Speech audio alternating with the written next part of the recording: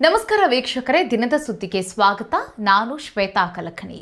ಯಾರ್ಯಾರ ಮನೆಯಲ್ಲಿ ಚಿಕ್ಕ ಚಿಕ್ಕ ಮಕ್ಕಳು ಇರ್ತಾರಲ್ಲ, ಅವರು ಈ ಸುದ್ದಿನ ನೋಡಲೇಬೇಕು. ಸಾಧ್ಯ ಆದಷ್ಟು ಅವರಿಗೆ ಈ ಒಂದು ನ್ಯೂಸನ್ನು ನೀವು ಫಾರ್ವರ್ಡ್ ಮಾಡೋದನ್ನು, ಶೇರ್ ಮಾಡೋದನ್ನು ಮರಿಬೇಡಿ. ಬಿಕಾಸ್ ಏನಕ್ಕಂತಂದರೆ, ದೆಹಲಿಯಲ್ಲಿ ನಡೆದಿರುವಂಥ ಆ ಘಟನೆ ಒಂದು ಯಾರ್ಯಾರ ಮನೆಯಲ್ಲಿ ಚಿಕ್ಕ ಮಕ್ಕಳಿದ್ದಾರಲ್ಲ ಅವರೆಲ್ಲರನ್ನು ಕೂಡ ಬೆಚ್ಚಿ ಬೆಳೆಸುತ್ತೆ. ಆ ವಿಷಯವನ್ನು ಕೇಳಿದ ತಕ್ಷಣ ಎಲ್ಲರ ಮನಸ್ಸಿನಲ್ಲೂ ಒಂದು ಕ್ಷಣ ನಡುಕ ಹುಟ್ಟುತ್ತೆ. ಯಾಕೆ ಅಂತಂತಂದರೆ ನೋಡಿ ಅದೊಂದು ಚಿಕ್ಕ ಕುಟುಂಬ. ಬಡವರು ಅಂತಂದರೆ ತಪ್ಪಿಲ್ಲ. ಫುಟ್ಪಾತ್ ಅಂತಂದರೆ ಪಾದಚಾರಿ ಜಾಗದಲ್ಲಿ ಅವರು ತಂದೆ ತಾಯಿ ಮತ್ತು ಅವರಿಗಿದ್ದಂತಹ 11 ವರ್ಷದ ಬಾಲಕಿನ ಕರ್ಕೊಂಡು ಮಲಗಿರ್ತಾರೆ. ಆ ಜಾಗಕ್ಕೆ ಬಂದಂತಹ ಕ್ಯಾಬ್ ಚಾಲಕ ಮಾಡಿದಂತಹ ಆ ಕೃತ್ಯ ಇವತ್ತು ದೆಹಲಿಯನ್ನ ಬೆಚ್ಚಿ ಬೀಳಿಸಿದೆ. ಹಾಗಾದ್ರೆ ಬನ್ನಿ, ಏನು ಈ ಘಟನೆ, ಏನಾಯ್ತು ಅನ್ನೋದರ ಸಂಪೂರ್ಣ ವಿವರವನ್ನು ನೋಡ್ತಾ ಹೋಗೋಣ. ವಿಡಿಯೋನ ಅಂತ್ಯದವರೆಗೂ ನೋಡಿ. ವಿಡಿಯೋ ಇಷ್ಟ ಆಗಿದ್ರೆ ಲೈಕ್, ಶೇರ್, ಕಾಮೆಂಟ್, ಸಬ್ಸ್ಕ್ರೈಬ್ ಮಾಡೋದನ್ನ ಮರಿಬೇಡಿ. ವೀಕ್ಷಕರೇ ನೋಡಿ, ದೆಹಲಿಯ ದಕ್ಷಿಣ ಭಾಗದಲ್ಲಿ ಈ ಫುಟ್ಪಾತ್ ಅಂತ ಹೇಳ್ತಾರೆ, ಈ ಪಾದಚಾರಿ ಜಾಗ ಅಂತ ಏನು ಹೇಳ್ತಾರಲ್ಲ, ಬಡವರಲ್ಲೇ ಕಡು ಬಡವರು ಅವ್ರೇನು ಮಾಡ್ತಾರೆ, ಆ ಜಾಗದಲ್ಲಿ ಹೋಗಿ ಮಲ್ಕೊಂಡಿರ್ತಾರೆ. ಯಾಕಂತಂದರೆ ಅವರು ನಿರಾಶ್ರಿತರು, ಅವರಿಗೆ ಆಶ್ರಯ ಇಲ್ಲ, ಮನೆ ಮಠ ಇಲ್ಲ. ಹಾಗಾಗಿ ಅವರು ಈ ಫುಟ್ಪಾತ್ ಮೇಲೆ ಮಲಗಿರ್ತಾರೆ. ಆ ಸಮಯದಲ್ಲಿ ಈ ಕ್ಯಾಬ್ ಚಾಲಕನೊಬ್ಬ ಆತ ಗಾಂಜಾ ಹೊಡೆದಿರ್ತಾನೆ.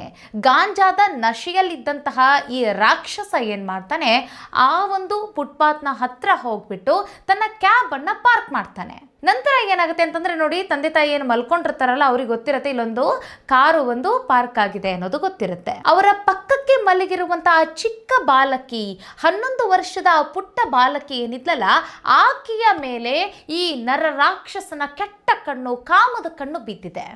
ಹಾಗಾಗಿ ನೋಡಿ, ಮುಂಜಾನೆ, ನಸುಕಿನ ಮುಂಜಾನೆ 4:15 ಸುಮಾರಿಗೆ ಆ ಕ್ಯಾಬ್ ಚಾಲಕ ಏನು ಮಾಡ್ತಾನೆ ನೋಡಿ, ತಂದೆ ತಾಯಿಯ ಜೊತೆಗೆ ಮಲಗಿದ್ದಂತಹ ಆ ಮುದ್ದು ಕಂದಮ್ಮನನ್ನು ಬರಬರ ಅಂತ ಹೇಳಿ ಎತ್ಕೊಂಡು ಕಾರ್ನಲ್ಲಿ ಕರ್ಕೊಂಡು ಕಾರಿನಲ್ಲಿ ಅತ್ಯಾಚಾರ ಮಾಡ್ತಾನಂತೆ. ಮೊದಲೇದಾಗಿ ಕಾರಿನ ಒಳಗಡೆ ದೂರಕ್ಕೆ ಕರೆದುಕೊಂಡು ಹೋಗ್ತಾನೆ.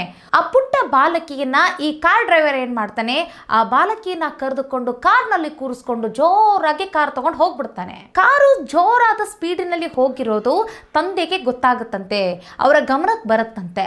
ಆದರೆ ನಾವೆಲ್ಲ ಸೇಫ್ ಆಗಿ ಆರಾಮಾಗಿ ಮಲ್ಕೊಂಡಿದ್ದೀವಿ ಅನ್ನೋ ಆ ಒಂದು ಧೈರ್ಯದಲ್ಲಿ ಅವರು ಮತ್ತೆ ನಿದ್ರೆಗೆ ಜಾರಿದ್ದಾರೆ. ಈ ಕ್ಯಾಬ್ ಚಾಲಕ ಏನು ಮಾಡ್ತಾನೆ, ಆ ಮುದ್ದು ಕಂದಮ್ಮನನ್ನು ಏನು ಕರೆದುಕೊಂಡು ಹೋದ್ನಲ್ಲ, ದಾರಿ ಮಧ್ಯೆ ಒಂದು ಬಾರಿ ಆ ಕಾರಿನಲ್ಲೇ ಆಕೆ ಮೇಲೆ ಅತ್ಯಾಚಾರವನ್ನು ಎಸಗ್ತಾನಂತೆ. ನಂತರ ನಿರ್ಜನ ಪ್ರದೇಶ, ದೆಹಲಿಯಲ್ಲಿಯೇ ಒಂದು ನಿರ್ಜನ ಪ್ರದೇಶಕ್ಕೆ ಕರೆದುಕೊಂಡು ಹೋಗಿ ಅಲ್ಲಿಯೂ ಕೂಡ ಮತ್ತೊಮ್ಮೆ ಆ ಮುದ್ದು ಕಂದಮ್ಮನ ಮೇಲೆ ಆತ ತನ್ನ ನೀಚ ಕೃತ್ಯವನ್ನು ಎಸಗ್ತಾನೆ, ಮತ್ತೊಮ್ಮೆ ಅತ್ಯಾಚಾರವನ್ನು ಮಾಡ್ತಾನಂತೆ. ಅದು ಹೆಂಗೆ ಮನಸ್ಸು ಬಂತು ಅನ್ನೋದಿಲ್ಲಿ ಗೊತ್ತಾಗಂಗಿಲ್ಲ. ಯಾಕಂತಂದರೆ ಇವರ ಈ ಚಟಕ್ಕೆ, ಇವರ ಈ ದಾಹಕ್ಕೆ, ಇವರ ಈ ಒಂದು ಮತ್ತೊಂದು ಕೆಟ್ಟ ಈ ಆಸೆಗೆ ಆ ಚಿಕ್ಕ ಚಿಕ್ಕ ಬಾಲಕಿಯರೇ ಬಲಿ ಆಗ್ತಾ ಇರೋದು ಯಾಕೆ? ಆ ಚಿಕ್ಕ ಮಕ್ಕಳನ್ನು ಕೂಡ ಇವರು ಒಂಥರ ಪಶು ರೀತಿಯಾಗಿ ಇವರು ವರ್ತನೆ ಮಾಡ್ತಾ ಆ ಮಕ್ಕಳ ಮೇಲೆ ಎರಗ್ತಾ ಇದ್ದಾರಲ್ಲ ಏನಕ್ಕೆ ಅನ್ನೋದು ಗೊತ್ತಾಗ್ತಿಲ್ಲ. ನೋಡಿ, ಆ ಪುಟ್ಟ ಬಾಲಕಿಯ ಮೇಲೆ 2 ಬಾರಿ ಅತ್ಯಾಚಾರ ಮಾಡಿದ ಈ ನೀಚನಿಗೆ ಕುಟುಂಬನೂ ಇದೆ, ಹೆಂಡತಿ ಮಕ್ಕಳು ಕೂಡ ಇದ್ದಾರೆ. ಅದೇ ಜಾಗದಲ್ಲಿ ತನ್ನ ಮಗಳು ಇದ್ದಿದ್ರೂ ಸಹಿತ ಈತ ಹಾಗೆ ಮಾಡ್ತಾ ಇದ್ದ ಅನ್ನೋದು ಒಂದು ಬಾರಿ ಕಲ್ಪನೆಗೆ ತೆಗೆದುಕೊಂಡು ಬರಬೇಕು. ಆಗ ಇಂಥ ಅಣ್ಣ ತಿನ್ನೋರು ಯಾರು ಕೂಡ ಈ ಥರದ ಕೆಲಸಕ್ಕೆ ಕೈ ಹಾಕೋದಿಲ್ಲ. ನೋಡಿ, ಏನು ಮಾಡ್ತಾನೆ, 2 ಬಾರಿ ಅತ್ಯಾಚಾರ ಮಾಡ್ತಾನಲ್ಲ, ನಿರ್ಜನ ಪ್ರದೇಶ ಕರ್ಕೊಂಡು ಹೋಗಿ ಅಲ್ಲೊಮ್ಮೆ ಹೋಗಿ ಅತ್ಯಾಚಾರ ಮಾಡಿದ ನಂತರ ಆಕೆಯನ್ನು ಕೊಲೆ ಮಾಡಬೇಕು. ಏನಂತಂದರೆ 2 ಬಾರಿ ಅತ್ಯಾಚಾರ ನಡೆದ ಸಮಯದಲ್ಲಿ ಆ ಮುದ್ದು ಕಂದಮ್ಮನಿಗೇನಾಗಿದೆ, ಅರ್ಧ ಜೀವ ಆದಂಗೆ ಆಗ್ಬಿಟ್ಟಿದೆ. ಆ ನೋವು, ಆ ರಕ್ತಸ್ರಾವ ಅದ್ಯಾವುದನ್ನು ಕೂಡ ಆಕೆಗೆ ತಡೆದುಕೊಳ್ಳೋಕ್ಕಾಗ್ತಾ ಇಲ್ಲ. ಅಷ್ಟೊಂದು ನೋವು, ವಿಪರೀತವಾದಂತಹ ಆ ನೋವು. ಅಂತಹ ಸಮಯದಲ್ಲಿ ಈತ ಏನು ಮಾಡ್ತಾನೆ, ಹೇಗಾದರೂ ಮಾಡಿ ಈಕೆಯ ಕತೆನ ಮುಗಿಸ್ಬಿಡೋಣ, ಆ ಹುಡುಗಿ ಕತೆ ಮುಗಿಸ್ಬಿಡೋಣ ಅಂತ ಹೇಳಿಬಿಟ್ಟು ಏನು ಮಾಡ್ತಾನೆ, ತಾನೇನು ಆ ಹುಡುಗಿ ಬಟ್ಟೆನ ಹಾಕ್ಕೊಂಡಿತ್ತಲ್ಲ, ಆ ಬಟ್ಟೆನ ತುಂಡು ಮಾಡಿ ಆಕೆಯ ಕತ್ತಿಗೆ ಬಿಗಿದ್ಬಿಟ್ಟು ಉಸಿರುಗಟ್ಟಿಸಿ ಸಾಯ್ಬಿಡ್ತಾನಂತೆ. ತದನಂತರ ಅಲ್ಲಿರುವಂಥ ದೊಡ್ಡದೊಂದು ಸೈಜ್ಗಲ್ಲನ್ನು ತೆಗೆದುಕೊಂಡು ಆ ಯುವತಿಯ, ಆ ಬಾಲಕಿಯ ಎದೆ ಭಾಗಕ್ಕೆ ಜೋರಾಗಿ ಅಪ್ಪಳಿಸ್ತಾನಂತೆ, ಜೋರಾಗಿ ಎತ್ತಿ ಬಿಸಾಕ್ಬಿಡ್ತಾನಂತೆ. ಬಿಸಾಕಿದ ಕೂಡಲೇ ಆ ಮುದ್ದು ಕಂದಮ್ಮ ಅಲ್ಲಿಗೆ ಉಸಿರು ನಿಲ್ಲಿಸಿದೆ. ಏನು ನೀನೇನು ಬಿಗಿದ್ನಲ್ಲ ಅಲ್ಲಿಗೆ ಉಸಿರು ನಿಲ್ಲಿಸಿರುತ್ತೆ. ಇನ್ನೂ ಚೂರು ಚಾರು ಏನಾದರೂ ಪ್ರಾಣ ಉಳಿದುಕೊಂಡಿದ್ರೆ ಅವನೇನು ಜೋರಾಗಿ ದೊಡ್ಡ ಕಲ್ಲನ್ನು ತೆಗೆದುಕೊಂಡು ಎದೆ ಭಾಗಕ್ಕೆ ಹಾಕ್ತಾನಲ್ಲ, ಅಲ್ಲಿಗೆ ಆ ಜೀವ ಅಲ್ಲಿಗೆ ಪ್ರಾಣವನ್ನು ಚೆಲ್ಲಿರುತ್ತೆ. ನೋಡಿ, ಸಾಕ್ಷಿ ನಾಶಕ್ಕೆ ಇನ್ನೂ ಏನು ಮಾಡ್ತಾನೆ ಈ ಭೂಪ ಅಂತಂತಂದರೆ, ಆ ಮಗುವನ್ನು ಕಲ್ಲುಗಳ ರಾಶಿಯಲ್ಲಿ ಆಕೆಯನ್ನು ಮುಚ್ಚಾಕ್ಬಿಡ್ತಾನಂತೆ. ಅಂದರೆ ಒಂದು ದೊಡ್ಡ ಕಲ್ಲು ತೊಗೊಂಬಂದು ಎತ್ತಿ ಬಿಸಾಕ್ತಾನೆ, ಏನಂತಾರೆ ನಜ್ಜು ನುಜ್ಜಾಗುತ್ತೆ ಆ ಮಗುವಿನ ದೇಹ. ತದನಂತರ ಆ ದೇಹದ ಮೇಲೆ ಒಂದಾದ ಕಲ್ಲುಗಳ ರಾಶಿಯನ್ನೇ ಹಾಕ್ಬಿಡ್ತಾನಂತೆ. ಅಂದರೆ ಯಾರಿಗೂ ಕೂಡ ಅಲ್ಲೊಂದು ದೇಹ ಇದೆ, ಅಲ್ಲೊಂದು ಮಗುವಿನ ಮೃತದೇಹ ಇದೆ ಅನ್ನೋದು ಗೊತ್ತಾಗದಂತೆ ಸಾಕ್ಷಿ ನಾಶ ಮಾಡುವ ಕೆಲಸ ಮಾಡ್ತಾನಂತೆ. ಏನು ತಂದೆ ತಾಯಿ ಬೆಳೆಸ್ತಾರಲ್ವ ಗಂಡು ಮಕ್ಕಳನ್ನು ನೋಡಿ, ಹಾದಿಗೆ ಹೋಗುವಂಥ ಹೆಣ್ಣುಮಕ್ಕಳು ಕೂಡ ನಮ್ಮನೆ ಹೆಣ್ಣುಮಕ್ಕಳು, ಅವ್ರ ಮೇಲೆ ನಾವು ಕೆಟ್ಟ ಕಣ್ಣು ಹಾಕಬಾರದು, ಒಳ್ಳೆ ರೀತಿಯಾದಂತಹ ದೃಷ್ಟಿಯಿಂದ ನಾವು ಹೆಣ್ಮಕ್ಕಳನ್ನು ನೋಡಬೇಕು ಅನ್ನೋದನ್ನು ಇಲ್ಲಿ ಮನೆಯಲ್ಲಿ ಸರಿಯಾಗಿ ಬೆಳೆಸಿದರೆ ಇವತ್ತು ಆ ಪಾಪಿಗೆ, ಆ ಹೆಣ್ಣು ಮಗು, ಆ ಬಾಲಕಿ ಏನಿದ್ದಾಳಲ್ಲ ಆಕೆ ಈತನ ದಾಹಕ್ಕೆ ವಸ್ತು ಆಗ್ತಾ ಇರಲಿಲ್ಲ ಇವತ್ತು.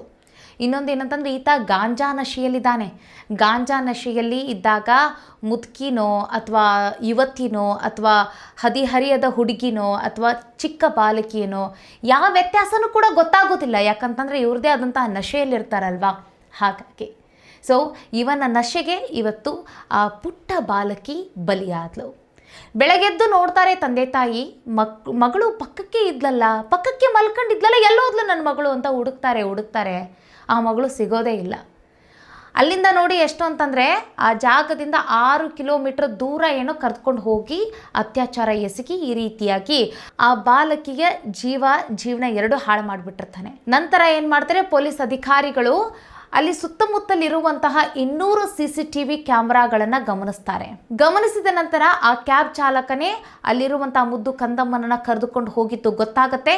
ಆತ ಎಲ್ಲಿ ಹೋದ, ಎಲ್ಲಿ ಗಾಡಿನ ಸ್ಟಾಪ್ ಮಾಡ್ತಾನೆ, ಮತ್ತು ಇನ್ನು ಎಲ್ಲಿ ಆ ಮಗುವನ್ನು ಕರೆದುಕೊಂಡು ಹೋಗ್ತಾನೆ, ಮತ್ತು ಎಲ್ಲಿ ಹೋಗಿ ಆ ಮಗುವನ್ನು ಆ ರೀತಿಯಾಗಿ ಬರ್ಬರವಾಗಿ ಹತ್ಯೆ ಮಾಡ್ತಾನೆ, ಇದೆಲ್ಲವನ್ನು ಪೊಲೀಸ್ ಅಧಿಕಾರಿಗಳು ಅದನ್ನು ಗಮನಿಸಿದಾಗ ಅವ್ರಿಗೆ ಗೊತ್ತಾಗುತ್ತೆ. ನಂತರ ಈಗ ಪೊಲೀಸ್ ಅಧಿಕಾರಿಗಳ ವಶದಲ್ಲಿ ಈಗ ಆ ಪಾಪಿ, ಆ ರಾಕ್ಷಸ, ಆ ಆರೋಪಿ ಈಗ ಬಲೆಗೆ ಬಿದ್ದಿದ್ದಾನೆ. ಒಟ್ಟಿನಲ್ಲಿ ಹೇಳ್ತೀನಿ, ಮೊದಲೇ ಕಡು ಬಡತನ, ಜೀವನ ಹೆಂಗಿದೆ ಅಂತಂದರೆ ಅವ್ರಿಗೆ ನೋಡಿ ನೆಲೆ ಇಲ್ಲ, ಆಶ್ರಯ ಇಲ್ಲ, ಬೀದಿಯಲ್ಲಿ ಮಲ್ಕೊಂಡು ಜೀವನ ಕಳೀತಾ ಇದ್ದಾರೆ ಅಂತಂತಂದರೆ ಅವ್ರ ಜೀವನ ಹೆಂಗಿರುತ್ತೆ ಅನ್ನೋದನ್ನು ನಾವು ಅರ್ಥ ಮಾಡ್ಕೊಳ್ಬೇಕು. ಈ ಸಮಯದಲ್ಲಿ ಪಕ್ಕಕ್ಕೆ ಮಲ್ಕೊಂಡಿರುವಂಥ ಆ ಕಂದಮ್ಮ ಇವತ್ತು ಇವನ ಕಾಮದ ಕಣ್ಣಿಗೆ ಅದು ಆ ಮಗು ಬಲಿಯಾಗಿದ್ದೇನಿದೆಯಲ್ಲ, ಆ ತಂದೆ ತಾಯಿಗೆ ಆದಂತಹ ನೋವು ಮಾತ್ರ ಯಾರಿಗೂ ಬೇಡ. ಇದು ದೆಹಲಿಯಲ್ಲಿ ಆದಂತಹ ಘಟನೆ. ಈ ಘಟನೆ ಸದ್ಯಕ್ಕೀಗ ದೆಹಲಿಯಲ್ಲಿ ಇರುವಂತಹ ಎಲ್ಲರಿಗೂ ಕೂಡ ಬೆಚ್ಚಿ ಬೀಳಿಸ್ತಾ ಇದೆ. ಅಷ್ಟೇ ಅಲ್ಲ, ಭಾರತೀಯರನ್ನು ಕೂಡ ಬೆಚ್ಚಿ ಬೀಳಿಸುವಂತಹ ಘಟನೆ ಇದು. ಹಾಗಾಗಿ ನಿಮ್ಮ ಮನೆಯಲ್ಲಿರುವಂಥ ಚಿಕ್ಕ ಮಕ್ಕಳನ್ನು ಸಾಧ್ಯ ಆದಷ್ಟು ನಿಮ್ಮ ಕಣ್ಗಾವಲಲ್ಲೇ ಇಟ್ಕೊಳ್ಳಿ, ಮತ್ತು ಎಷ್ಟಾಗುತ್ತಷ್ಟು ಸುರಕ್ಷಿತವಾಗಿ ನೋಡ್ಕೊಳ್ಳಿ. ಎಲ್ಲೆಲ್ಲಿ ಅಂತಂದ್ರೆ ಅಲ್ಲಲ್ಲಿ ಅವರನ್ನು ಒಬ್ಬೊಬ್ಬರಾಗಿ ಬಿಡಕ್ಕೆ ಹೋಗ್ಬಿಡಿ.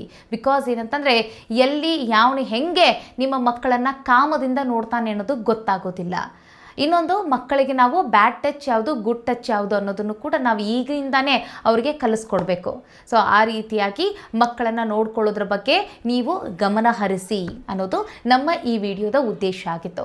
ಸಿಗೋಣ ಮುಂದಿನ ವಿಡಿಯೋದಲ್ಲಿ. ಅದಕ್ಕಿಂತ ಪೂರ್ವದಲ್ಲಿ ಈ ಆರೋಪಿ ಇದ್ದಾನಲ್ಲ, ಈ ರಾಕ್ಷಸನಿಗೆ ಎಂತಹ ಶಿಕ್ಷೆ ಆಗಬೇಕು ಅನ್ನೋದ್ರ ಬಗ್ಗೆ ಕಾಮೆಂಟ್ ಮಾಡೋದನ್ನು ಮರಿಬೇಡಿ. ಸಿಗೋಣ ಮುಂದಿನ ವಿಡಿಯೋದಲ್ಲಿ. ನಮಸ್ಕಾರ.